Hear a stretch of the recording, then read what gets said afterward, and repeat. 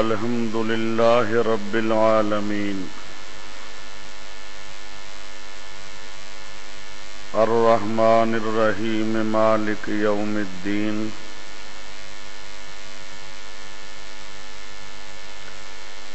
إياك نعبد وإياك نستعين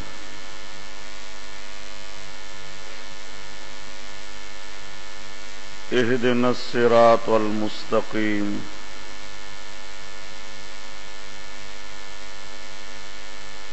صراط الذين أنعمت عليهم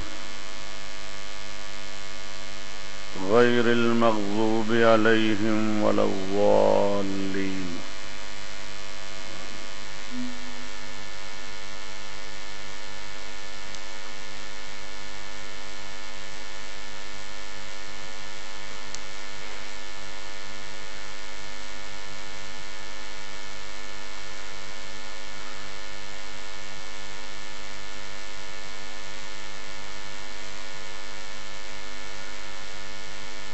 سورۃ فاتحہ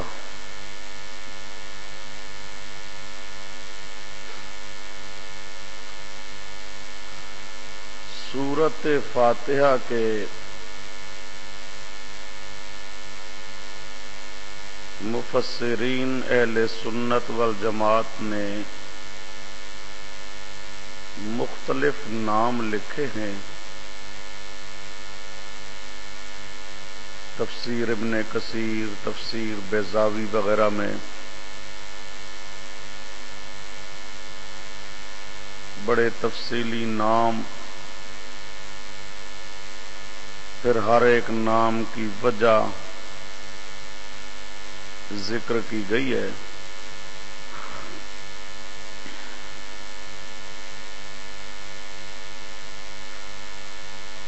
تفسیر کبیر میں امام رازی رحمۃ اللہ تعالی علیہ نے اس سورۃ فاتحہ پر بڑی تفصیل سے کلام کی ہے.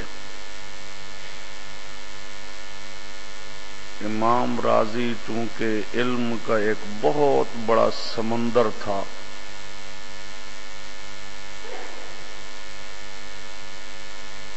لیکن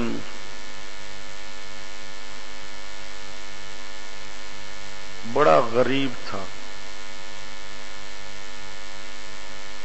قرآن پاک کی تفسیر کا علم اللہ پاک نے بہت زیادہ عطا کیا تھا. حدیث کی تحقیق کے سلسلہ میں اسے کچھ زیادہ دلچسپی نہیں تھی. عقلیات کا امام تھا. مفسرین اہل سنت والجماعت مطلقاً لفظ امام کا اسی کے لیے استعمال کرتے ہیں. یعنی اتنے درجے میں ہے کہ ہر مفسر کہتا ہے امام یہی ہے. حضرت شیخ القرآن رحمۃ اللہ تعالی علیہ، حضرت علامہ انور شاہ صاحب رحمۃ اللہ تعالی علیہ کی بات نقل فرمایا کرتے تھے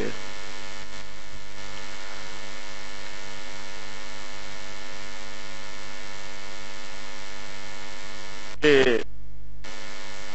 تفسیر کا بڑا علم اللہ پاک نے اس کو عطا کیا تھا، لیکن بیچارہ غربت کی وجہ سے تفسیر شائع نہیں کر سکتا تھا.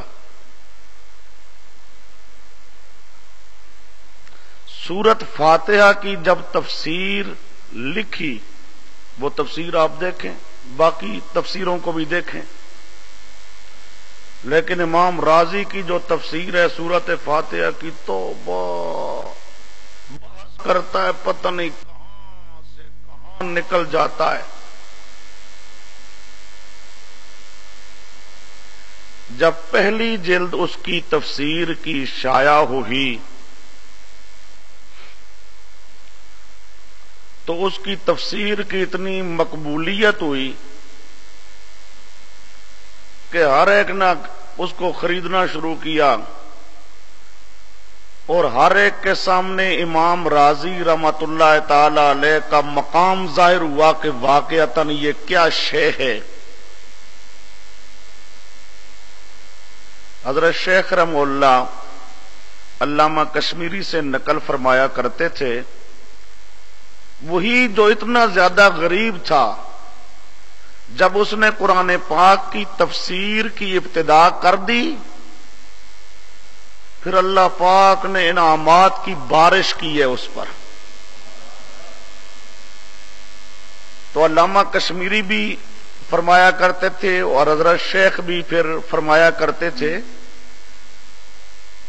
کہ قرآن پاک کی تفسیر کے سلسلے میں، قرآن پاک کے درس کے سلسلے میں، قرآن پاک کے سمجھانے کے سلسلے میں انسان کوتاہی نہ کرے۔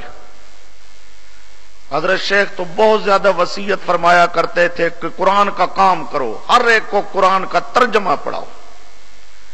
جتنا زیادہ قرآن پاک کا کام کرو گے اتنا زیادہ اللہ راضی ہوگا۔ آخرت کے انعامات تو یقینی ہیں، دنیا کے انعامات بھی اللہ عطا کرے گا۔ یہی امام رازی رحمت اللہ تعالی علیہ جو اتنا غریب، جب تفسیر قرآن کا کام کیا اللہ نے اتنا امیر بنایا، اتنا امیر بنایا۔ حضرت شیخ فرمایا کرتے تھے کہ ایک وقت تھا امام رازی کے زمانے کا بادشاہ، اسے پیسوں کی ضرورت پڑی تو امام رازی کے پاس قرض لینے کے لیے آیا۔ اتنا غریب انسان، لیکن جب اس نے قرآن پاک کی خدمت کی اللہ پاک نے اپنا رحم کیا، اپنی رحمت نازل فرمائی، مہربانیاں نازل فرمائی۔ تو بہرحال بات یہ بتا رہا تھا، ہمارے اہل سنت والجماعت مفسرین نے بڑا کام کیا، ان تمام کا احسان ہے ہم پر۔ وہ قرآن پاک کی تفسیر کا کام نہ کر کے جاتے تو آج ہمارے لیے قرآن پاک کی تفسیر کرنا ناممکن ہوتی۔ تو زیادہ تحقیقات تو مختلف تفسیرات میں لکھی ہوئی ہے۔ ہمارے اس دورہ تفسیر میں ہم نے کوشش یہ کرنی ہے صرف قرآن پاک سمجھ آ جائے، جو مشکل چیز ہے وہ حل ہو جائے، قرآن پاک کی آیتیں آپس میں مربوط ہو جائیں، صورتیں آپس میں مربوط ہو جائیں، ظاہری طور پر قرآن پاک میں کوئی الجھن باقی نہ رہے۔ باقی لمبی لمبی تحقیقات جب آپ کام کریں گے مختلف تفسیروں میں چیزیں ملیں گی، آپ دیکھتے رہیں گے۔ اب اس سورت فاتحہ کے بھی بہت سارے نام ہیں، ہم نے ہر ایک نام کی بحث نہیں کرنی ہے، صرف دو ناموں کی بحث کرنی ہے۔ ان میں سے پہلا نام ہے ام القرآن۔ سورت فاتحہ کا نام ام القرآن کہ یہ قرآن کی ماں ہے۔ اب ام القرآن سورت فاتحہ کو کیوں کہتی ہیں؟ حضرت شیخ رحمہ اللہ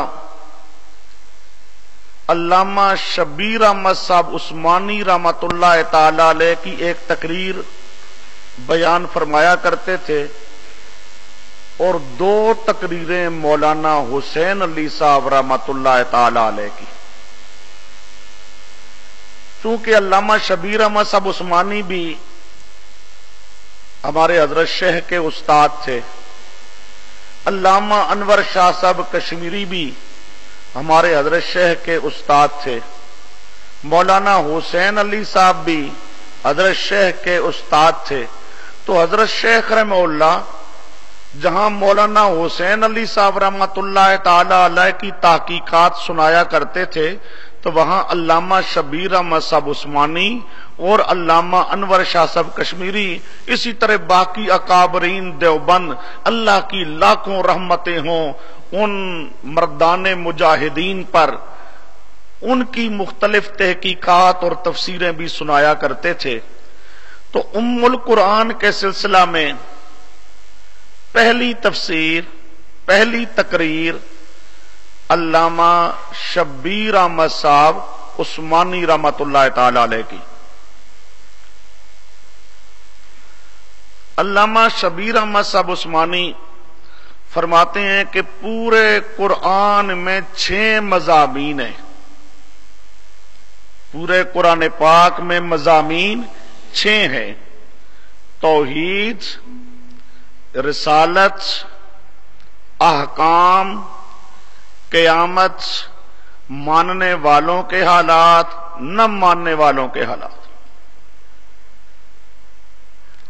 حضرت فرمایا کرتے تھے کہ کوئی بھی مقام دیکھو قرآن پاک کا، یا وہاں توحید کا ذکر ہوگا، یا رسالت کا ذکر ہوگا، یا شریعت کے احکامات میں سے کسی حکم کا ذکر ہوگا، یا قیامت کا ذکر ہوگا، یا ماننے والوں کے حالات کا ذکر ہوگا، یا نہ ماننے والوں کے حالات کا ذکر ہوگا۔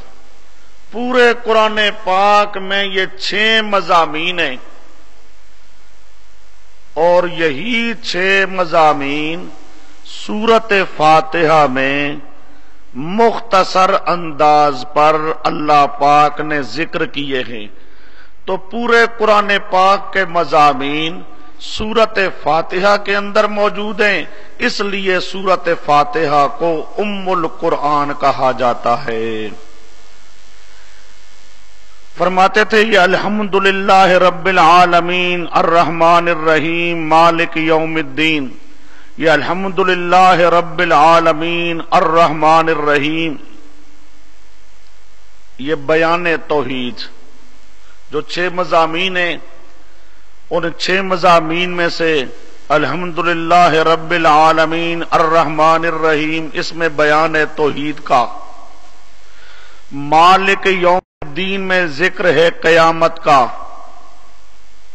ذکر ہے قیامت کا، توحید اور قیامت۔ رسالت، رسالت کا ذکر ہے صراط الذین انعمت علیہم، الذین انعمت علیہم، یہ الذین انعمت علیہم جن پر اللہ پاک نے انعام کیا، منعم علیہ جن پر اللہ پاک نے انعام کیا، من النبیین والصدیقین والشہداء والصالحین، اس میں سب سے پہلا درجہ ہے نبیوں کا۔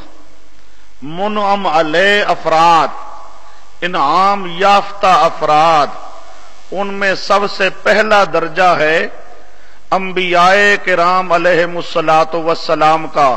تو یہ الذین انعمت میں رسالت کا ذکر ہو گیا، الذین انعمت علیہ کے اس کے اندر کیا ہوگا؟ رسالت کا ذکر۔ اور ایاک نعبد، ایاک نعبد، یہاں عبادت کا ذکر ہے، عبادت، نماز، حج، روزہ، عمرہ، جتنی عبادات ہیں، ان عبادات کے جتنے احکام ہیں، شریعت کے سارے احکام، اب ایاک نعبد میں ذکر ہو گیا احکام کا، ذکر ہو گیا احکام کا۔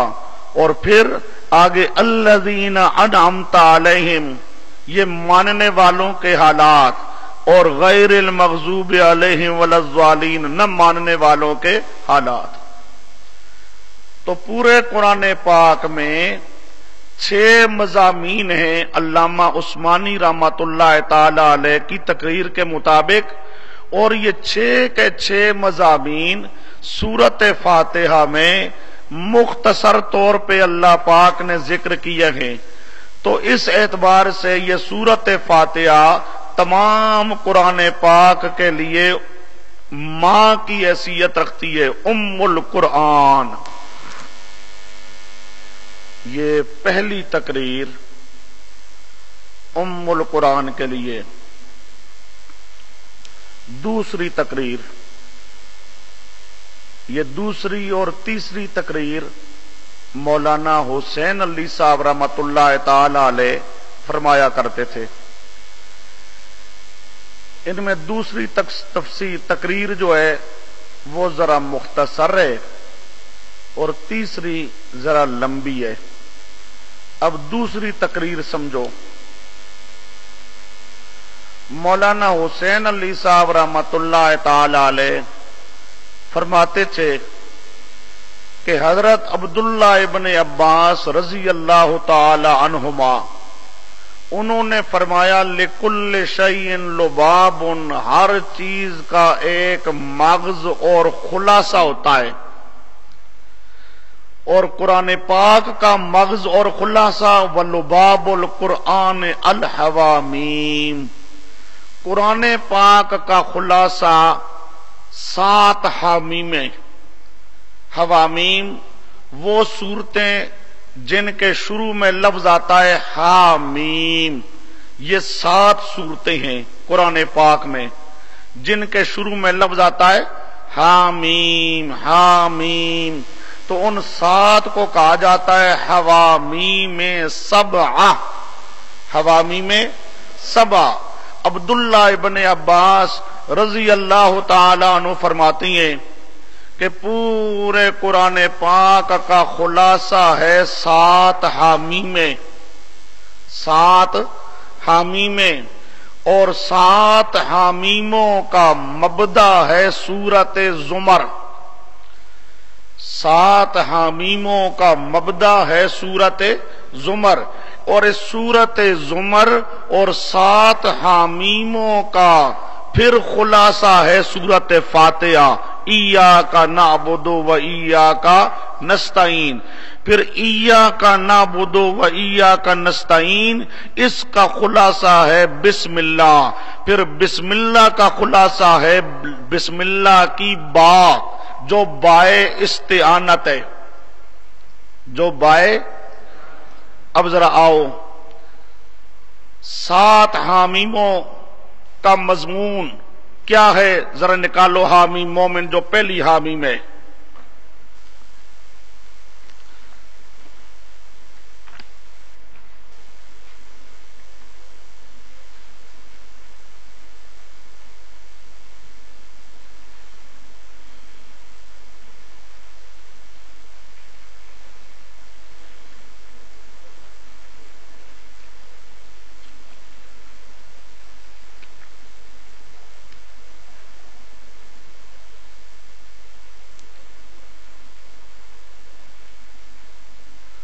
حامیم مومن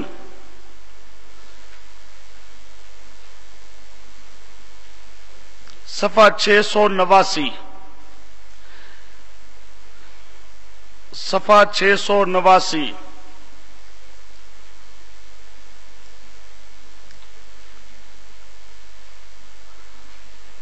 یہ قرآن پاک جو جلد کرنے والے ہیں، بس وہ جلد کرنے والے ماشاءاللہ انہوں نے آگے پیچھے کر دیا ہے، ترتیب صحیح نہیں ہے۔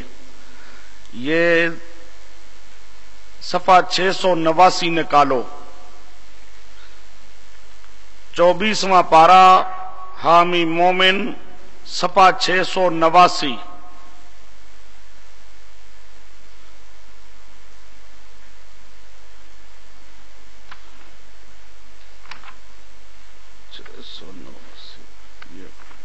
بڑا مسئلہ خراب کر دیا اس نے، ساری ترتیب۔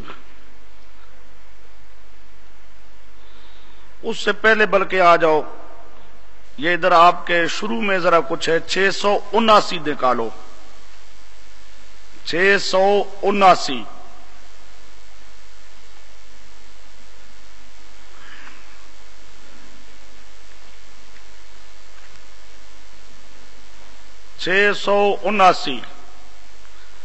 یہ آپ کے پاس جو شروع سے جا رہا ہے 8ویں پارے تک، 8ویں پارے کے بعد آگے شروع ہو جاتا ہے اس کا 22واں پارہ۔ یہ 22ویں کے پاس بعد 23واں ہے، 23واں کے بعد 24واں ہے، تو یہ یہاں دیکھو صفحہ 679، صفحہ 679، یہ 7 حامیموں کا مرکزی مضمون ہے، 7 حامیموں کا مرکزی مضمون ہے۔ یہ اخیر کی طرف نہ جاؤ، شروع سے 8ویں پارے کے بعد دیکھو، 8ویں پارے کے بعد 22واں 23واں 24واں پارہ آیا، یہ 8ویں پارے کے بعد صفحہ دیکھو 679، صفحہ 679،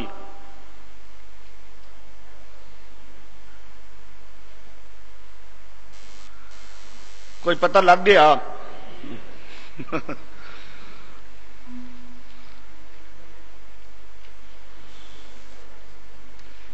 اچھا جی،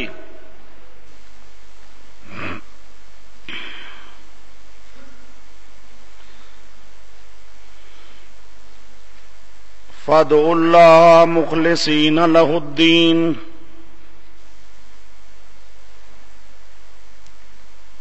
فادعوا اللہ مخلصین لہ الدین، یہ 7 حامیموں کا مرکزی مضمون یہ رہے گا۔ اب اسی کو تھوڑا سا میں لگاتا ہوں، اس سے ذرا تھوڑا سا اور پہلے آ جاؤ، حامی مومن سے سورت زمر کی طرف آ جاؤ، جو مبدا ہے 7 حامیموں کا، وہ صفحہ 665 ہے۔ اب دونوں پہ ہاتھ رکھنا ہے، صفحہ 665 پہ بھی اور صفحہ 679 پہ بھی۔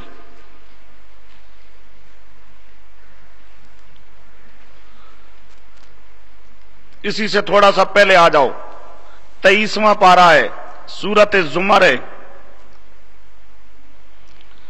سورت زمر کی ابتدا نکالو، جو 7 حامیموں کا مبدا ہے، 7 حامیموں کا مبدا۔ تنزیل الکتاب من اللہ العزیز الحکیم، انا انزلنا الیک الکتاب بالحق فاعبد اللہ مخلصا لہ الدین، فاعبد اللہ مخلصا لہ الدین۔ تنزیل الکتاب، یہ الکتاب موصوف ہے، تنزیل اس کی صفت مقدم ہے، صفت کی اضافت ہے طرف موصوف کے، اصل ہے الکتاب المنزل، اصل کیا بنے گا؟ الکتاب المنزل، تنزیل بمعنی منزل کے، الکتاب المنزل، اور الکتاب بمعنی مکتوب کے ہے، الکتاب بمعنی مکتوب کے، یعنی المکتوب المنزل، المکتوب المنزل، وہ خط جو نازل کیا گیا، وہ خط جو، ایسا خط جو نازل کیا گیا، بھیجا گیا، من اللہ، کس کی طرف سے؟ یہ خط ہے جو اللہ پاک نے اپنے بندوں کی طرف بھیجا ہے۔ تنزیل الکتاب من اللہ بمعنی المکتوب المنزل من اللہ، اللہ کی طرف سے خط آیا ہے۔ کون اللہ؟ العزیز الحکیم۔ اس کی تشریح تو آگے آئے گی، یہاں تو تھوڑا سا مقصد سمجھانا ہے۔ انا انزلنا الیک الکتاب، بے شک ہم نے نازل کیا آپ کی طرف اس خط کو، اس الکتاب، اس المکتوب کو ہم نے نازل کیا بالحق۔ کیوں نازل کیا؟ کیوں؟ ایصال ثواب کے ختم کرنے کے لیے، مردوں کو بخشوانے کے لیے، تیجے تے ستویں تے 40ویں کے لیے، ہیلا اسقاط کے لیے نہیں، بالحق کے۔ قرآن پاک ہر چیز کو واضح کرتا ہے۔ آج کل مولویوں نے قرآن پاک پہ پردہ ڈالا ہوا ہے، قرآن پاک سناتے نہیں ہیں۔ کیوں قرآن پاک سنائیں تو پھر نہ شرک چلتا ہے تو نہ بدعت چلتی ہے۔ ہم نے نازل کیا اس کتاب کو، کیوں نازل کیا؟ کیوں نازل کیا؟ بالحق کے، بال باب مانا لام، للحق کے، لِاظہار الحق کے، حق مسئلہ سمجھانے کے لیے ہم نے قرآن کو نازل کیا ہے۔ کیوں نازل کیا ہے؟ تاکہ حق بات لوگوں کو سمجھا دی جائے، حق مسئلہ سمجھا دیا جائے، حق مسئلہ ظاہر کرنے کے لیے، حق مسئلہ ظاہر کرنے کے لیے ہم نے کتاب نازل کی۔ جی کون سا حق مسئلہ؟ کون سا حق مسئلہ؟ فَاعْبُدِ اللَّهَ فَاعْبُدِ اللَّهَ مُخْلِصًا لَهُ الدِّينَ، یہ حق مسئلہ ہم نے اس قرآن کو نازل کیا ہے بالحق، سچی بات سمجھانے کے لیے، سچا مسئلہ سمجھانے کے لیے۔ کون سا سچا مسئلہ؟ کون سا؟ یہ فَاعْبُدِ اللَّهَ، پس عبادت کر تو صرف اللہ کی، پس عبادت کر تو، یہ صرف، کیونکہ ویسے عبادت تو مشرک بھی اللہ کی عبادت کرتا ہے، یہودی بھی اللہ کی عبادت کرتا ہے، عیسائی بھی اللہ کی عبادت کرتا ہے، تو پھر یہ کہنے کا فائدہ کیا؟ اللہ کہتا ہے فَاعْبُدِ اللَّهَ، صرف اللہ کی عبادت کر۔ وہ عبادت کرتا ہے لیکن صرف اللہ کی عبادت نہیں کرتا۔ مخلص لہ الدین، اس حال میں کہ خالص کرنے والا ہو اس اللہ کے لیے الدین، عبادت کو، عبادت ہو اللہ کی۔ اور عبادت کیسے؟ خالص عبادت، مالی عبادت ہو، قولی عبادت ہو، زبانی عبادت ہو، بدنی عبادت ہو، جو عبادت بھی ہو تو خالص اللہ کے لیے۔ خالص، کسی پیر کی عبادت نہیں، پیر کے نام کا بکرا چترا نہیں، نظر نیاز نہیں، منت منوتی نہیں، عبادت خالص اللہ کی عبادت۔ یہ مسئلہ سمجھانے کے لیے ہم نے قرآن کو نازل کیا۔ کیوں نازل کیا؟ حق مسئلہ سمجھانے کے لیے۔ حق مسئلہ کون سا سمجھانا ہے؟ کہ عبادت ہو خالص اللہ کی، اللہ کی عبادت کے اندر کسی نبی ولی کو شریک نہ بنایا جائے، منت منوتی ہو، نظر نیاز ہو، رکوع سجدہ ہو، پھیرے ہوں، صرف اللہ کے نام پہ، اللہ کے ساتھ کسی اور کو شریک، یہ عبادت خالص اللہ کی۔ یہ سورۃ زمر کا خلاصہ، سورۃ زمر کا مرکزی مضمون، مرکزی دعوی سورت۔ اب سورۃ زمر کے بعد آگے آئیے، یہی حامیم دیکھو، عبادت اللہ کی، کیا مطلب؟ کیا مطلب؟ وہی صفحہ 679 دیکھو، حامیم مومن، اب صفحہ 679، فَادُعُوا اللَّهَ مُخْلِصِينَ لَهُ الدِّينَ، یہ اسی کی اب تشریح آ رہی ہے، اسی کی۔ وہاں تھا عبادت، وہاں تھا عبادت، کون سی عبادت؟ عبادت کون سی عبادت؟ فرمایا فَادُعُوا اللَّهَ، پکارو صرف اللہ کو، پکارو حاجات میں، مشکلات میں جو پکارنا ہے تو صرف اللہ کو، مخلصین لہ الدین، مخلصین۔ اب یہ ساتوں حامیموں میں یہ مضمون آئے گا کہ پکار صرف اللہ کی، حاجات میں، مشکلات میں پکارنا ہے کس کو؟ کسی نبی ولی کو نہیں پکارنا، پکارنا ہے اللہ کو، مخلصین لہ الدین، اس حال میں کہ خالص کرنے والے ہو اس اللہ کے لیے، الدین، پکار کو۔ دین سے پہلے عبادت آئے تو دین کا معنی عبادت کرنا ہے. دین سے پہلے پکار کا ذکر آئے تو پھر دین کا معنی پکار کرنا ہے. پکار خالص اللہ کی، پکار خالص اللہ کی پکار میں کسی نبی ولی کو شریک نہیں بنانا ہے. وَلَوْ كَرِهَ الْكَافِرُونَ، اگرچہ ناراض ہو جائیں کافر، اگرچہ ناراض ہو جائیں، تم خالص پکارو گے اللہ کو، اللہ کی پکار میں شریک نہ بناؤ گے. اللہ کی پکار میں کسی کو شریک، لوگوں کو کہو گے خالص اللہ کو پکارو. اب تمہارے اس خالص پکار پر جو ناراض ہو، جو وہ کہے نہیں جی خالص پکار نہیں، اللہ کی پکار بھی ہو، بابا جی کی پکار بھی ہو، اللہ کی پکار بھی ہو، بابا جی کی پکار بھی ہو، جو خالص پکار پر ناراض ہو. وَلَوْ كَرِهَ الْمُسْلِمُونَ، مسلمان ناراض ہوگا. وَلَوْ كَرِهَ الْكَافِرُونَ، جو اس پہ ناراض ہوتا ہے وہ مسلمان نہیں ہے، وہ کافر ہے. خالص اللہ کی پکار ہو، خالص اللہ کی عبادت ہو، توحید ہو.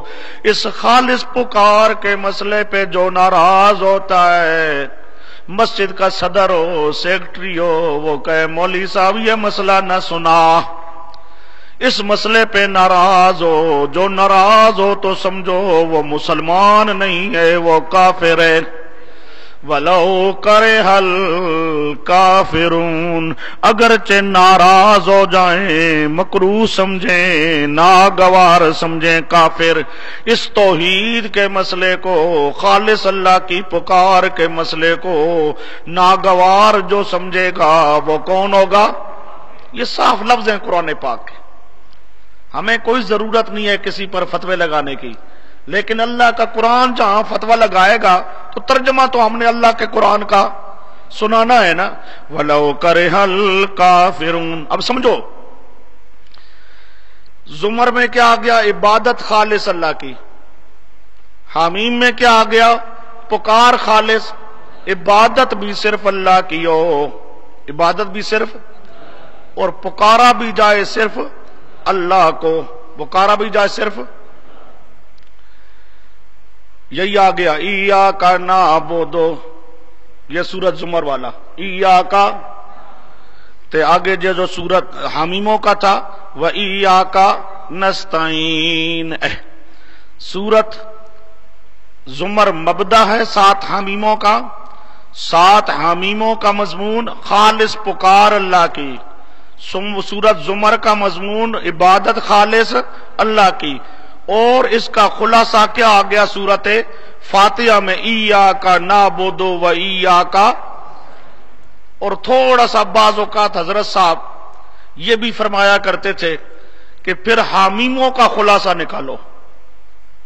حامیموں کا ایک تو ہے فاتحہ کی طرف لے جاؤ، ایک ہے فاتحہ کی طرف لے جانے سے پہلے ذرا آگے لے آؤ سورت جن کی طرف.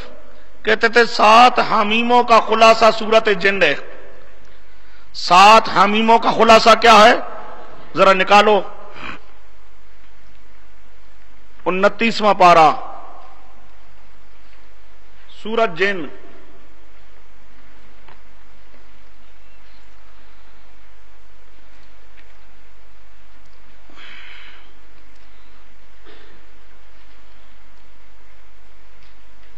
آٹھ 841 صفحہ.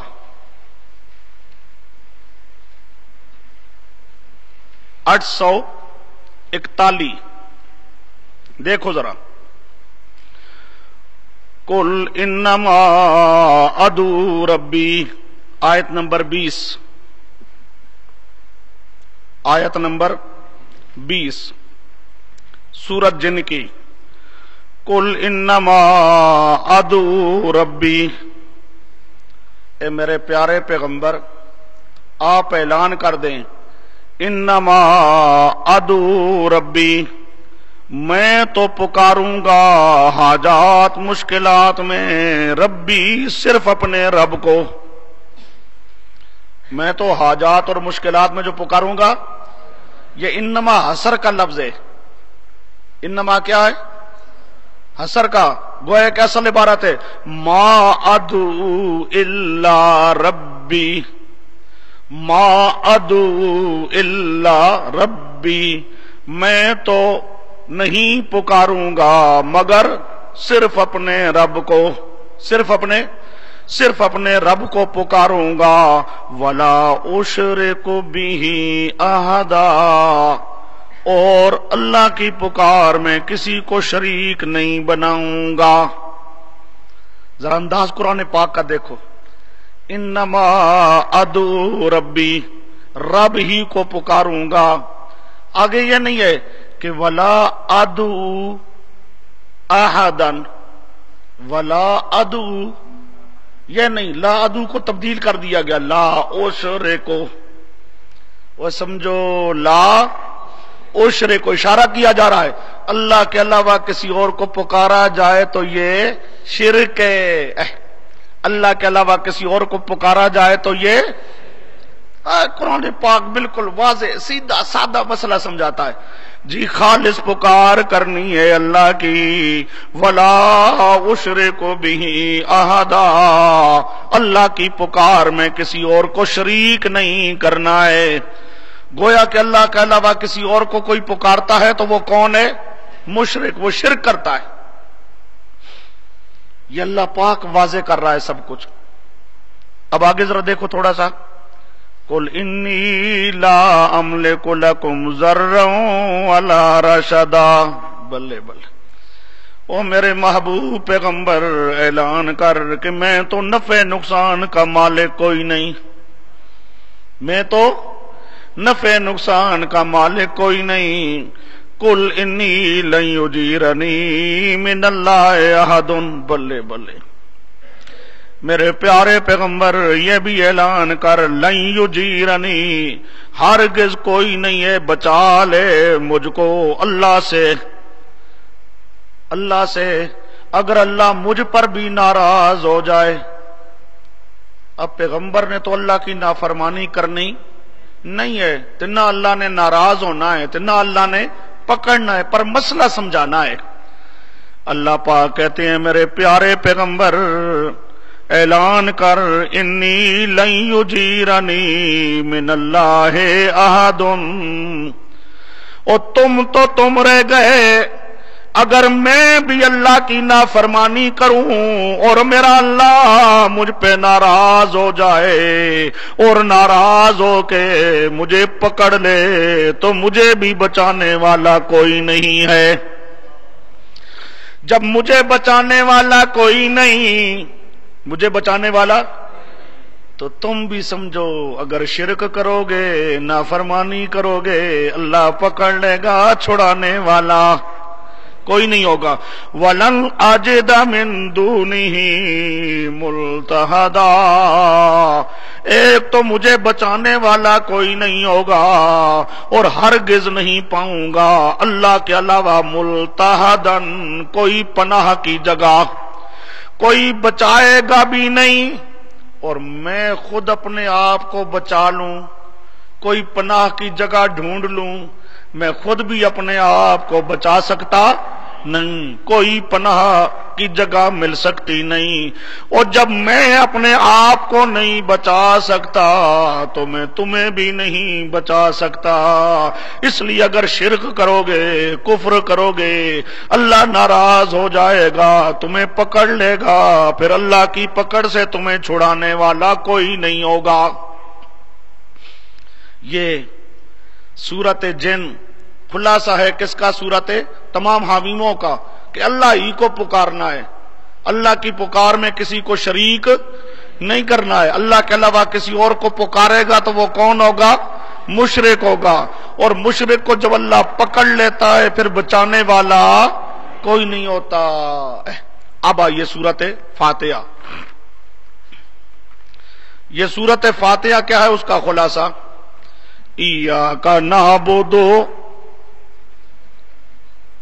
یہ آ گیا سورت زمر والا. عبادت اللہ کی، ایاک نعبد، صرف تیری ہی عبادت کریں گے، تیری، کسی نبی کی، پیر فقیر کی، کسی کی عبادت کوئی نہیں، قولی عبادت بھی، مالی عبادت بھی، بدنی عبادت بھی، ہر قسم کی عبادت صرف اللہ کی۔ آگے وَإِيَّاكَ نَسْتَعِينُ، تجھ ہی سے مدد مانگیں گے، پکاریں گے۔ یہ حامیموں کا خلاصہ آ گیا، سمجھے؟ حامیموں کا خلاصہ سورت فاتحہ میں۔ پھر سورت فاتحہ کا خلاصہ بسم اللہ الرحمن الرحیم، بسم اللہ الرحمن الرحیم۔ یہ با جو ہے استعانت کی ہے، با، اور اس کا متعلق اخیر میں معذوف ہے، بسم اللہ الرحمن الرحیم، استعینوا، اللہ ہی کے نام سے مدد چاہو، اللہ ہی کے نام سے مدد چاہو، یعنی اللہ ہی امداد کرنے والا ہے، اللہ ہی کو پکارو، اللہ کی پکار میں کسی اور کو شریک نہ بناؤ۔ یہ پہلا انداز ہے سورت فاتحہ کے ام القرآن ہونے کا، جو مولانا حسین علی صاحب رحمۃ اللہ تعالی علیہ نے بیان فرمایا۔ اب دوسری تقریر،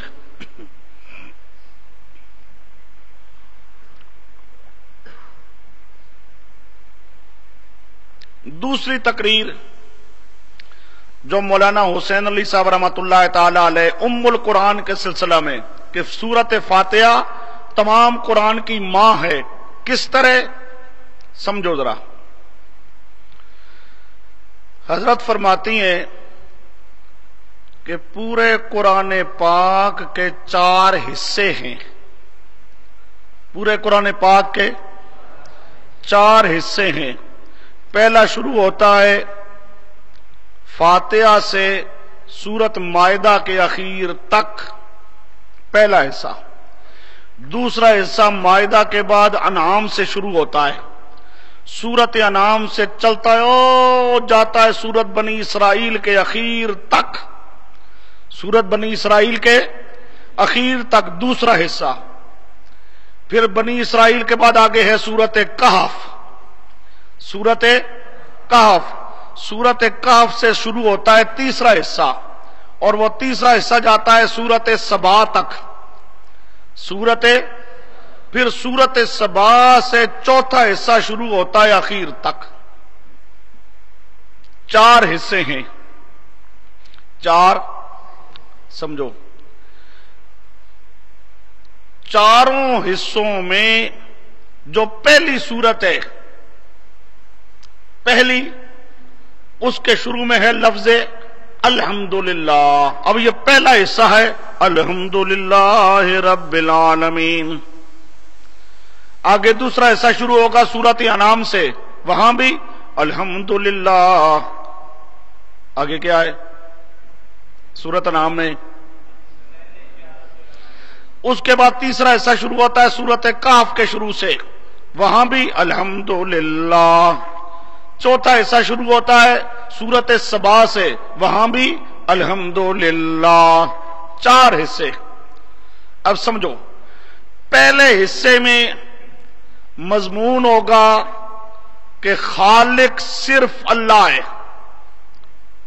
خالق صرف اللہ ہے۔ دوسرے حصے میں مضمون ہوگا پالنے والا صرف اللہ ہے۔ تیسرے حصے مضمون ہوگا کہ پورے نظام عالم کو چلانے والا اللہ پاک خود ہے۔ چوتھے حصے میں بیان ہوگا کہ قیامت کے دن بھی اختیار اللہ ہی کا ہوگا۔ 4 حصے ہیں، کتنے؟ 4 حصے ہیں، اور انسان کی حالتیں بھی 4 ہوتی ہیں، انسان کی حالتیں بھی 4 ہوتی ہیں۔ سمجھو، پہلی حالت عدم سے وجود میں لانا، عدم سے وجود میں لانا، پیدا کرنا۔ پہلی حالت ہے انسان کی کہ انسان کچھ نہیں ہوتا، اللہ اس کو پیدا کر کے اس کو وجود دیتا ہے، یہ پہلی حالت۔ دوسری حالت، اب رحم مادر میں اللہ پاک نے انسان کی شکل تیار کی، شکل تیار کر کے اس کے اندر اللہ پاک نے روح ڈالی، یہ انسان پیدا ہو گیا، وہ سمجھے۔ اب یہاں سے اللہ پالنا شروع کرتا ہے، پال پال کر اللہ پاک حد کمال تک پہنچاتا ہے۔ یہ تربیت کرنے والا، پالنے والا اللہ ہے، یہ انسان کی دوسری حالت ہے، یہ انسان کی۔ آگے تیسری حالت کہ انسان کے یہ سارے دنیا کے نظام کو چلانے والا، انسان کے لیے کیا پیدا کیا مختلف تصرفات ہیں پورے جہان کے اندر، اللہ پاک کی طرف سے یہ سارے تصرفات کرنے والا کون ہے؟ اللہ۔ یہ تیسری حالت۔ چوتھی حالت، انسان دنیا سے مر جاتا ہے، پھر قیامت میں اللہ زندہ کرے گا، پھر قیامت میں اللہ پاک نے حساب کتاب لینا ہے، جنتیوں کو جنت میں داخل کرنا ہے، جہنمیوں کو جہنم میں داخل کرنا ہے۔ یہ قیامت کے دن بھی اللہ ہی کا راج ہوگا، اللہ ہی کی بادشاہی ہوگی، اللہ جو چاہے گا کرے گا، اللہ سے اس دن بھی کوئی کروا سکنے والا نہیں ہوگا۔ ہاں، جس کو اللہ پاک اجازت دے گا تو اجازت کے ساتھ اللہ کی بارگاہ میں شفاعت برحق ہوگی۔ اب یہ چار حالتیں ہیں انسان کی اور چار حصے ہیں قرآن کے۔ پہلے حصے میں پہلی حالت، دوسرے حصے میں دوسری حالت، تیسرے حصے میں تیسری حالت، چوتھے حصے میں چوتھی حالت۔ اب پہلا حصہ، اس میں اور مضمون بھی آئیں گے، لیکن مرکزی مضمون یہ ہوگا کہ خالق صرف اللہ ہے۔ پھر سورۃ انعام سے دوسرا حصہ شروع ہوگا، اس دوسرے حصے کے اندر اور مضمون بھی آئیں گے، لیکن مرکزی مضمون ہوگا کہ تربیت کرنے والا، نفع نقصان پہنچا کے حفاظت کر کے کمال کے درجے تک پہنچانے والا اللہ ہی ہے، اس پہنچانے میں اللہ کا کوئی شریک نہیں ہے۔ پھر سورۃ کاف سے تیسرا حصہ شروع ہوگا کہ پورے جہان کے نظام کو چلانے والا اللہ ہے، اس نظام کے چلانے میں اللہ کا کوئی شریک نہیں ہے، کوئی پیر فقیر اللہ کا شریک نہیں، اللہ نے یہ نظام خود چلا رہا ہے، اللہ نے یہ نظام کسی کے حوالے نہیں کیا، کسی کو عطا نہیں کیا کہ تو میرا نظام چلاتا رہے، بلکہ اللہ خود اپنا نظام چلاتا ہے۔ پھر سورۃ سبا سے لے کر اخیر تک بیان ہوگا قیامت کا، باقی مسائل بھی آئیں گے، لیکن مرکزی مضمون کیا ہوگا قیامت کا، کہ قیامت کے دن بھی حکومت اور اختیار اللہ ہی کا ہوگا، کسی اور کا اختیار نہیں ہوگا۔ چار حصے ہیں اور انسان کی چار حالتیں ہیں۔ اب یہ چار حصے مختصر طور پر موجود ہیں سورۃ فاتحہ میں، چار حصے مختصر طور پہ موجود ہیں سورۃ فاتحہ میں۔ تو سورۃ فاتحہ کیا ہو گئی پورے قرآن کے لیے؟ ماں، ام القرآن،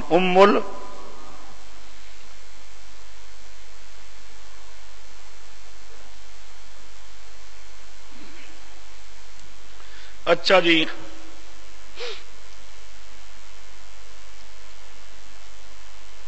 ام القرآن کہنے کی یہ دوسری وجہ، مولانا حسین علی صاحب رحمۃ اللہ تعالی علیہ کی تقریر، دوسری تقریر کہ قرآن پاک کے حصے کتنے ہیں؟ چار، اور انسان کی حالتیں کتنی ہیں؟ چار۔ پہلے حصے میں پہلی حالت، دوسرے حصے میں دوسری حالت، تیسرے حصے میں تیسری حالت، چوتھے حصے میں چوتھی حالت۔ اور یہ چاروں مضمون مختصراً اللہ پاک نے بیان کر دی ہے سورۃ فاتحہ میں۔ تو سورۃ فاتحہ کیا ہو گئی پورے قرآن کے لیے؟ بمنزل ماں کے، ام القرآن، اچھا جی، سوال، ذرا نکالو سورت سبا 22واں پارہ.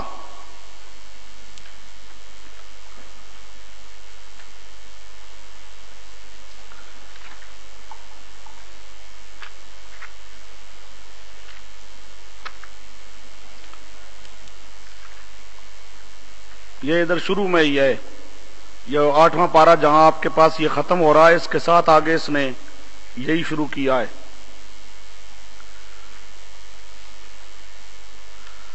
سورت سبا، یہ صفحہ 625 ہے.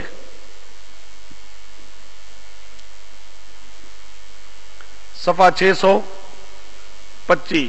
یہ سبا، اس کے شروع میں ہے الحمدللہ. یہ چوتھا حصہ شروع ہو رہا ہے.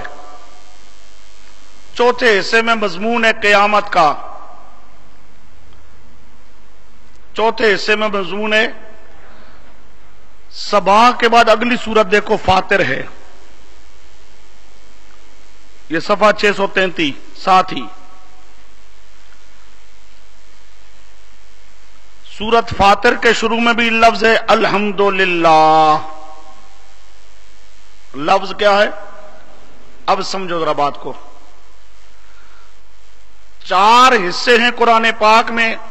پہلے حصے میں صرف سورت فاتحہ کے شروع میں لفظ الحمدللہ ہے. اس کے بعد کسی سورت کے شروع میں لفظ الحمدللہ نہیں ہے. سورت مائدہ تک. سورت انعام سے دوسرا حصہ شروع ہوتا ہے. یہ دوسرا حصہ سورت کہف تک جا رہا ہے، بنی اسرائیل کے اخیر تک، 15ویں پارے تک. سورت انعام کے شروع میں لفظ الحمدللہ ہے. بعد میں جتنی صورتیں آ رہی ہیں کسی صورت کے شروع میں لفظ الحمدللہ نہیں ہے. پھر تیسرا حصہ سورت کہف 15ویں پارے سے شروع ہوتا ہے، وہاں لفظ الحمدللہ ہے. وہ سورت سبا تک جاتا ہے. یہ سورت سبا، اس کے تک. سورت سبا سے پہلے جتنی صورتیں ہیں کسی صورت کے اندر لفظ الحمدللہ شروع میں نہیں ہے. ہر حصے کے اندر پہلی صورت صرف پہلی صورت کے شروع میں کیا ہے؟ لفظ الحمدللہ. پھر پورے حصے میں کسی صورت کی ابتدا میں لفظ الحمدللہ نہیں ہے. یہ جو چوتھا حصہ ہے آخری، اس میں سورت سبا کے شروع میں بھی لفظ الحمدللہ ہے. سورت سبا کے بعد سورت فاطر کے شروع میں بھی لفظ الحمدللہ ہے. سوال پیدا ہوتا ہے آخری حصے میں 2 صورتوں کے شروع میں لفظ الحمدللہ آ رہا ہے. 2 صورتوں کے شروع میں لفظ الحمدللہ آ رہا ہے. یہ کیوں؟ تو جواب سمجھو. زیادہ تفصیل تو جب وہاں پہنچیں گے انشاءاللہ میں دونوں کے مضمونوں کو ملا کر سمجھاؤں گا انشاءاللہ. فی الحال اتنی بات ذہن میں رکھو، سورت فاطر سورت سبا کا تتمہ ہے. سورت فاطر کیا ہے؟ سورت سبا کا تتمہ. گویا کہ دونوں صورتیں مل کر مضمون کے اعتبار سے ایک بن جاتی ہیں. دونوں صورتیں مل کر مضمون کے اعتبار سے کیا بن جاتی ہیں؟ ایک بن جاتی ہیں. دوسری صورت پہلی صورت کے لیے کیا ہے؟ تتمہ ہے. سورت فاطر سورت سبا کے لیے تتمہ ہے. دونوں مل کر ایسے ہے جیسے مضمون دونوں کا کیا ہے؟ ایک ہے. اس اعتبار سے دوسری صورت کے شروع میں بھی لفظ الحمدللہ آ گیا کہ وہ پہلی صورت کے لیے کیا ہے؟ بمنزل تتمہ کے. اب آئیے اپنے مقام پر.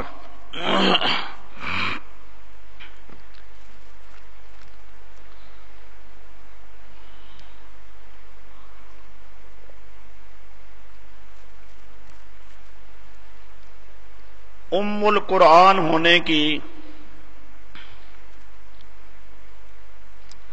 دوسری تقریر جو مولانا حسین علی صاحب رحمۃ اللہ تعالی علیہ فرمایا کرتے تھے، اس کا آپ کے سامنے بیان ہوا.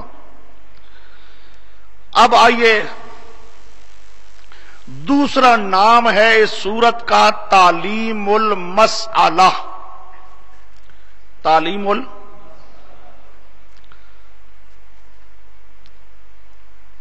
اس دوسرے نام کے ذریعہ سے اسلام کے دشمنوں کے ایک اعتراض کا جواب دینا مقصود ہے۔ اس دوسرے نام کی وضاحت اس لیے کرنے لگا ہوں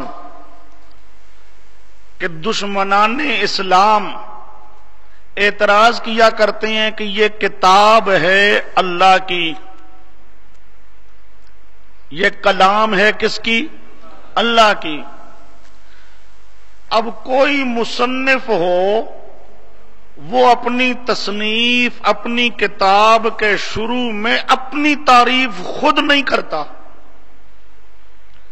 قانون یہ ہے کوئی مصنف اپنی تصنیف اپنی کتاب کی ابتدا میں اپنی تعریفیں کرے، خود مصنف خود صاحب کلام اپنی کلام میں اپنی تعریفیں نہیں کرتا۔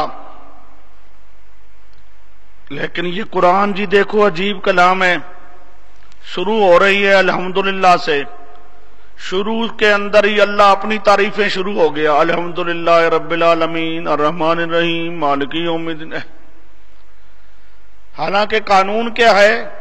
کوئی بھی کتاب کا مصنف اپنی کتاب کے شروع کے اندر وہ اپنی تعریفیں نہیں کرتا۔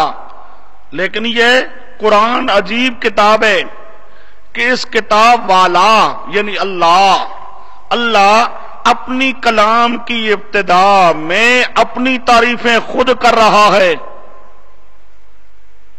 یہ سوال ہے کن کا؟ جو اسلام کے دشمن، قرآن کے دشمن یہودی نصرانی وغیرہ، یہ لوگ اسلام پر اعتراض کیا کرتے ہیں، قرآن پاک پر اعتراض کیا کرتے ہیں۔ تو جواب سمجھو، جواب یہ ہے کہ اللہ یہ الحمدللہ میں خود اپنی تعریفیں نہیں کر رہا، بلکہ یہاں پر لفظ مقدر ہے قولو،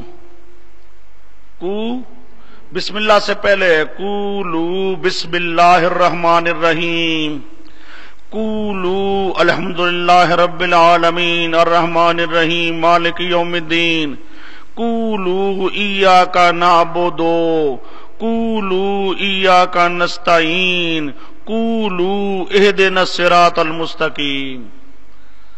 5 جگہ پر لفظ قولو مقدر ہے، 5 جگہ پر لفظ قولو مقدر ہے۔